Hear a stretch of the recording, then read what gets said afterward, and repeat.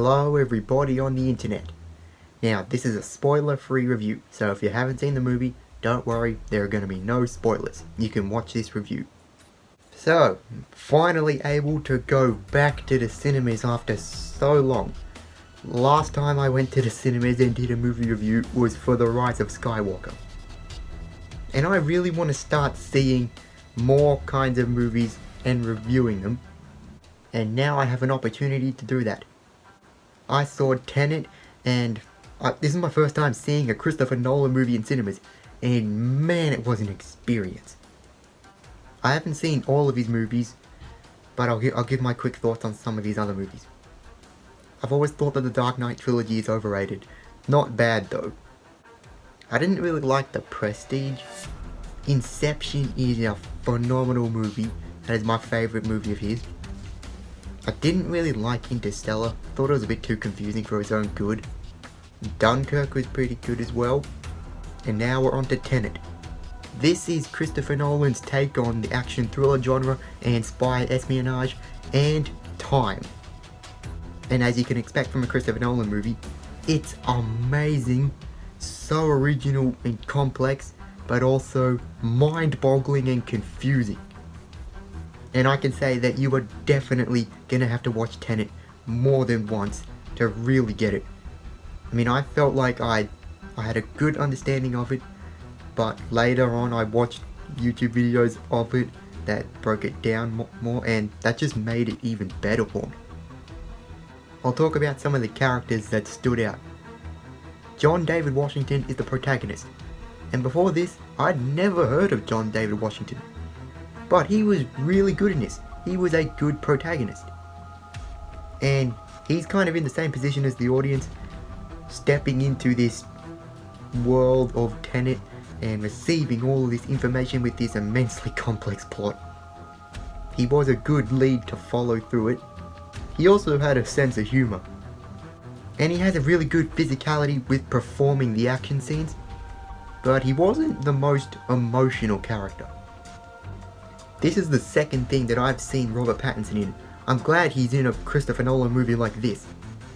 His character Neil, he was really good as well. He was a very good supporting character to the protagonist. He's really good at what he does. They had great chemistry. He also had a sense of humour, and he had a bit of charm to him. I probably liked him more than the protagonist actually. I can't wait to see Robert Pattinson as Batman. Kenneth Branagh is the antagonist in this, and he was really intense and really brutal.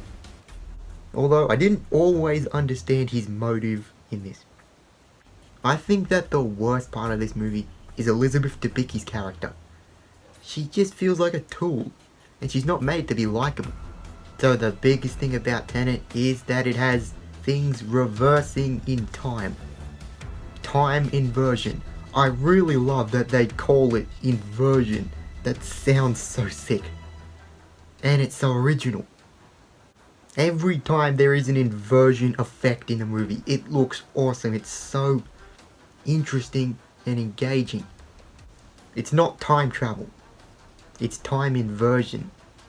I do get really sick of movies doing time travel because they're often the same. So Christopher Nolan doing his take on it is what movies need. In that regard, it does remind you a little bit of Inception, but it's a completely different concept, plot and movie. In fact, Tenet is more confusing than Inception. The amount of practical effects used in Nolan movies is always amazing. He only uses CGI when absolutely necessary. And I marvel at the filmmaking genius of Nolan and all these special effects. It looks so real, it's more immersive. And like I said, the inversion effects are awesome. I was constantly marveling at the fact that, how did they do this? How is this not CGI? A big thing I took away from this is that Nolan really improved upon his action in this. Action in most of his other movies, not always great. Wasn't that great in the Dark Knight trilogy, wasn't that great in Inception, but here, it was awesome. From the very beginning and in every action scene, it's so thrilling and engaging and well crafted. and it's only made better by the inversion and the practical effects. I expected Tenet to be really grounded, but it wasn't. It had a big scope.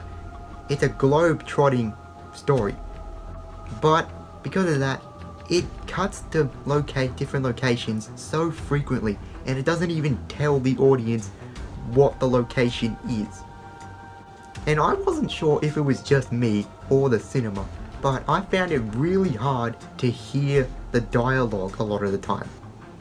And afterwards I looked at comments on YouTube, and a lot of people found that hard as well. So it must have been the movie. But overall, Tenet is what we need right now. It's amazing quality filmmaking. It is a great, refreshing movie. I'm going to have to give it an 8 out of 10.